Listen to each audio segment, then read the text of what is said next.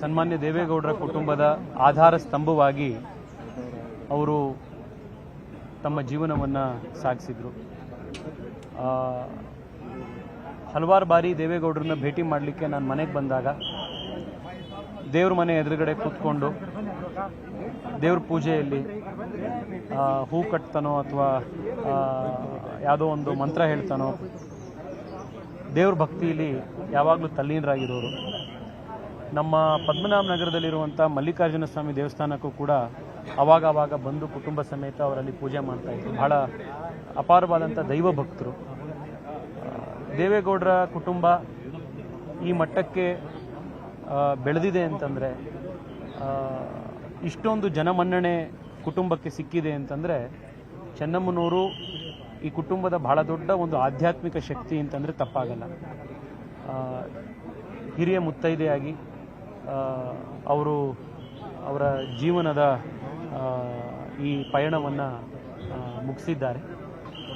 ಭಗವಂತ ಅವರಿಗೆ ಸದ್ಗತಿಯನ್ನು ಪ್ರಾರ್ಥನೆ ಜೊತೆಗೆ ಸಿಗಲಿ, ಅವರಿಗೆ ಸದ್ಗತಿಯನ್ನು ಭಗವಂತ ಕರುಣಿಸಲಿ. ದೇವೇಗೌಡರ ಕುಟುಂಬಕ್ಕೆ, ದೇವೇಗೌಡರಿಗೆ, ಅವರ ಎಲ್ಲ ಮಕ್ಕಳಿಗೆ, ಆಮೇಲೆ ಅವರ ದೊಡ್ಡ ಕುಟುಂಬ, ಆ ಇಡೀ ಕುಟುಂಬಕ್ಕೆ ಈ ನೋವನ್ನು ಭರಿಸುವಂಥ ಶಕ್ತಿ ಭಗವಂತ ನೀಡಲಿ, ಅವರಿಗೆ ಎಲ್ಲ ರೀತಿಯಲ್ಲಿ ಸದ್ಗತಿ ಸಿಗಲಿ ಅಂತ ಪ್ರಾರ್ಥನೆ ಮಾಡ್ತಾ ಇದ್ದೇನೆ. ಸನ್ಮಾನ್ಯ ದೇವೇಗೌಡರ ಕುಟುಂಬದ ಆಧಾರ ಸ್ತಂಭವಾಗಿ ಅವರು ತಮ್ಮ ಜೀವನವನ್ನು ಸಾಗಿಸಿದರು.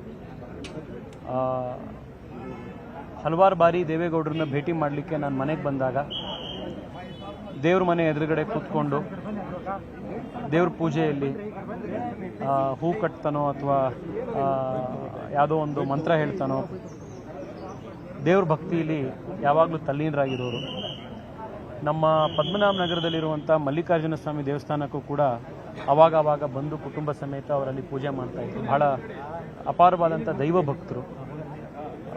ದೇವೇಗೌಡರ ಕುಟುಂಬ ಈ ಮಟ್ಟಕ್ಕೆ ಬೆಳೆದಿದೆ ಅಂತಂದರೆ, ಇಷ್ಟೊಂದು ಜನಮನ್ನಣೆ ಕುಟುಂಬಕ್ಕೆ ಸಿಕ್ಕಿದೆ ಅಂತಂದರೆ, ಚೆನ್ನಮ್ಮನವರು ಈ ಕುಟುಂಬದ ಬಹಳ ದೊಡ್ಡ ಒಂದು ಆಧ್ಯಾತ್ಮಿಕ ಶಕ್ತಿ ಅಂತಂದರೆ ತಪ್ಪಾಗಲ್ಲ.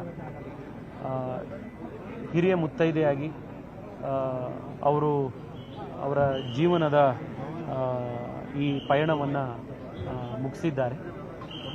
ಭಗವಂತ ಅವರಿಗೆ ಸದ್ಗತಿಯನ್ನು ಪ್ರಾರ್ಥನೆ ಜೊತೆಗೆ ಸಿಗಲಿ, ಅವರಿಗೆ ಸದ್ಗತಿಯನ್ನು ಭಗವಂತ ಕರುಣಿಸಲಿ.